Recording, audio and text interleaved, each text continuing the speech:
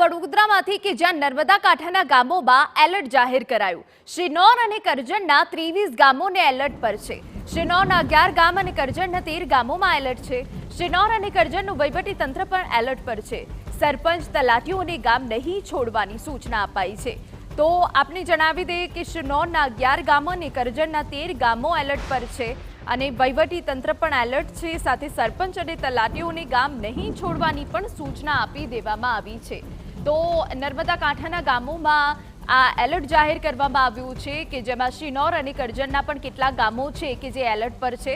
શ્રીનોરના 11 ગામ છે અને કરજણના 13 ગામ છે। આપણે જણાવી દઈએ કે જ્યાં સરદાર સરોવર ડેમમાં પાણી છોડાઈ રહ્યું છે અને નર્મદા નદી બે કાંઠે વહી રહી છે અને તેને ધ્યાનમાં રાખીને જે આસપાસના વિસ્તારો છે, ગામો છે, એમાં વડોદરાના શ્રીનોરના અને કરજણના તે 13 જેટલા ગામો છે તેઓ પણ એલર્ટ પર છે। વહીવટી તંત્ર સતર્ક થઈ ગયું છે, લોકોની સૂચના આપી દેવામાં આવી છે અને સાથે સાથે સરપંચ અને તલાટીઓને ગામ નહીં છોડવાની પણ સૂચના આપી દેવામાં આવી છે। નર્મદા કાંઠાના જે અડીને આવેલા ગામો છે તેમને એલર્ટ છે। ત્યારે અમારા સંવાદદાતા પ્રશાંત વધુ વિગતે વાત કરી રહ્યા છે। પ્રશાંત, પૂરી વિગત। બિલકુલથી ઉપરવાસમાં ભારે વરસાદને લઈને નર્મદા ડેમમાંથી પાણીમાં ભારે આવક થઈ છે, જેને લઈને નર્મદા અને દેવ ડેમમાં પાણીના કારણે 61 ગામોને અલર્ટ કરવામાં આવ્યા છે, જેમાં શ્રીનોર તાલુકાના 11 ગામો જ્યારે કરજણ તાલુકાના 13 ગામોને અલર્ટ કરવામાં આવ્યા છે અને જે નદી કાંઠાના લોકો છે તેમને સાવચેત રહેવા માટે અને માછીમારી ના કરવા માટે બી સૂચના આપવામાં આવી છે। ત્યારે જે જિલ્લા વહીવટી તંત્ર છે તે ખડે પગે છે।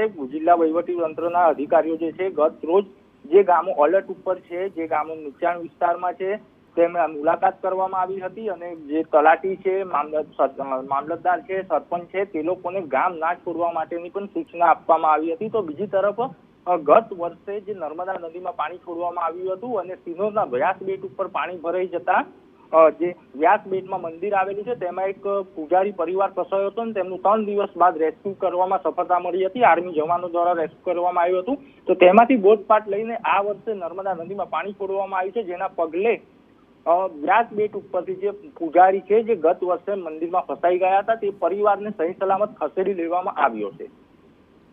બિલકુલ, આભાર। તો શ્રીનોરના 11 ગામ અને કરજણના 13 ગામો એલર્ટ પર છે। વહીવટી તંત્ર સતર્ક બન્યું છે। સરપંચ અને તલાટીઓને ગામ નહીં છોડવાની સૂચના અપાઈ છે।